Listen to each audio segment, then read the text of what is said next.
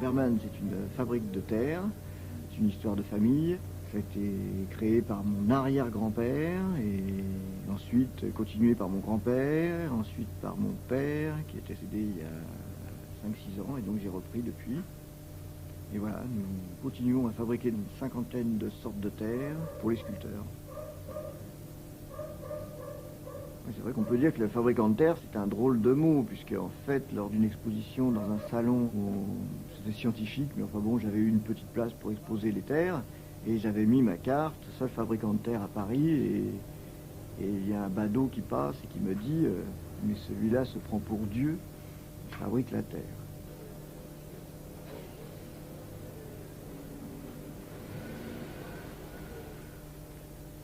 En fait, on fabrique la terre, c'est de la terre de modelage, c'est de la terre qui est extraite dans différentes carrières, à Provins, en Normandie, en Charente-Maritime, dans le sud de la France.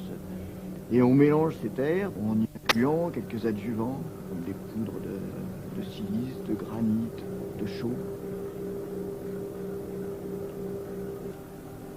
Et ça permet une tonicité, une souplesse. Et comme la terre ici est à chaque fois attrapée par des mains d'hommes, on retrouve ce côté vivant, je serais tenté de dire, au cul des vases ou des pièces faites avec.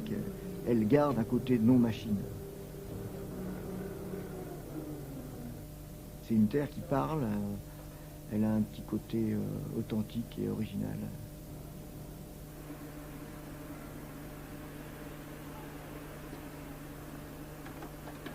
En tant que psychanalyste, je proposais l'argile comme médiateur thérapeutique. En 1987, nous avons créé ici, au centre Lévis-Carole, à Châlons-en-Champagne, un atelier de modélage pour des enfants en difficulté. Nous avons introduit une caméra témoin pour restituer aux enfants leur propre expérience. Alexandre, tu fermes fort, s'il te plaît. Tu changes ta terre, très fort. Pour faire une chose. L'idée, c'était de répondre à un besoin clinique, à savoir qu'à un moment, la parole fait défaut. À qui s'adressait cet atelier? C'est à des enfants qui ont toujours un rapport particulier au corps, c'est-à-dire l'enfant qui est pris dans son corps d'une inhibition, d'une violence, d'un refus de travail scolaire. L'enfant perd la parole et son corps se crispe, son corps prend les conflits. On peut penser que l'argile renvoie à des jeux avec le caca. L'enfant qui patauge à la boue au début, qui peu à peu modèle, il va effectivement être interpellé et touché par l'archaïque en lui. Mais quel archaïque? L'archaïque, dans ces cas-là, ça sera une question ou plusieurs questions en rapport avec l'origine de l'enfant.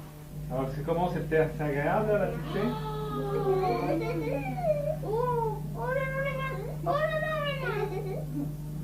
Tu vois, tes mains sont... Ils portent plein de terre. Hein. Tu sens la terre? C'est comment? C'est agréable? Il va devoir toute la journée pour se laver. C'est comme un gant, hein? L'enfant qui est touché par la souffrance, l'argile permet de poser cette question: qui sont mes parents? Comment je t'ai conçu? Pourquoi je suis là? Et surtout, pourquoi on fait un enfant? Ici, ce qui nous intéresse dans cet atelier, c'est que l'enfant puisse, d'une part, rencontrer les thérapeutes à partir de son objet créé, et l'importance que je donne à ces objets, c'est qu'ils sont porteurs d'une intimité de l'enfant. Cette intimité qui n'est pas accessible à la parole, que lui il ne peut pas nous parler de ça, parce qu'elle les vit et les subit. Surtout les subit. Et peu à peu, du moment que les objets et que l'argile permet d'emboîter, attraper ces sensations, ces pensées, ces idées, ces fantasmes, nous pouvons accéder à cet intime qui à un moment fait mal à l'enfant. Alors Pierre, pourquoi tu es ici? Je sais pas. Hein, tu es arrivé très énervé. Hein. Lili. Personne lui ouvre la porte? Non. Lili était qui ouvre la porte, donc il veut y aller pour terminer. Ah, le feu est en marche. D'accord.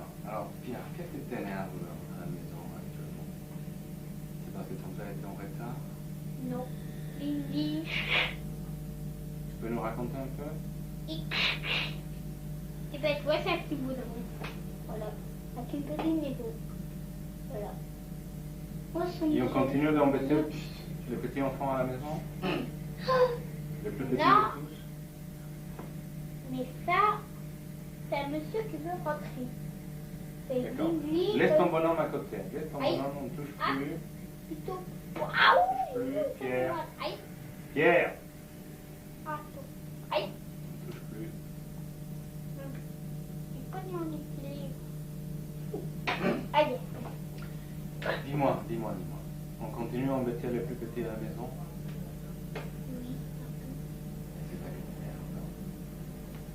Et moi, on n'embête pas les plus petits. Mais, tu sais, il y a une solution pour ça. D'accord? Tu es là pour ça. On va voir si tu trouves la solution. Il nous reste encore 2 fois. D'accord? On va essayer de voir si le petit peut se défendre mieux à la maison.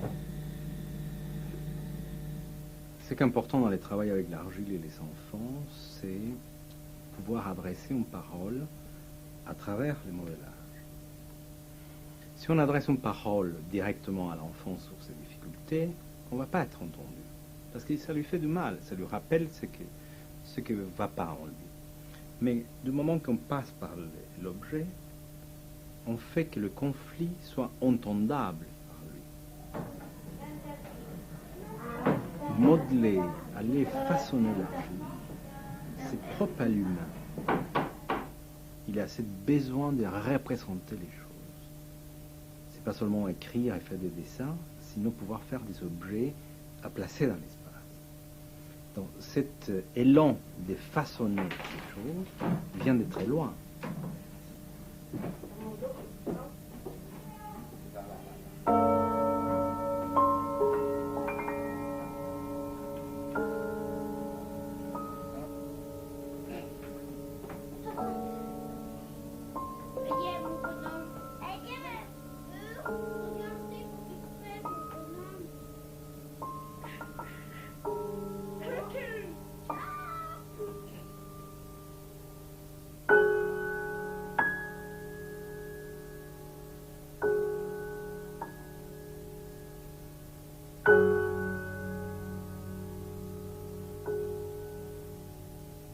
Faire les maths, écrire une petite phrase correctement, c'est faire du symbolique.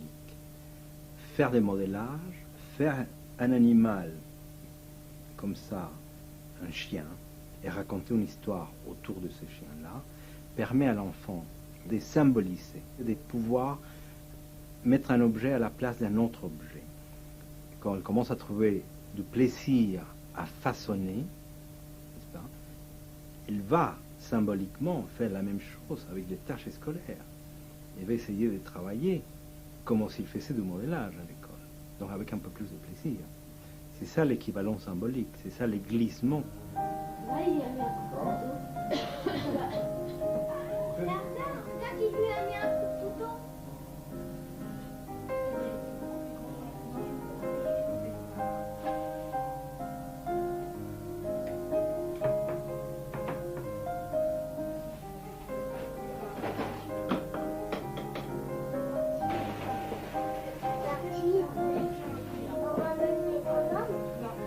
Super le boxeur est.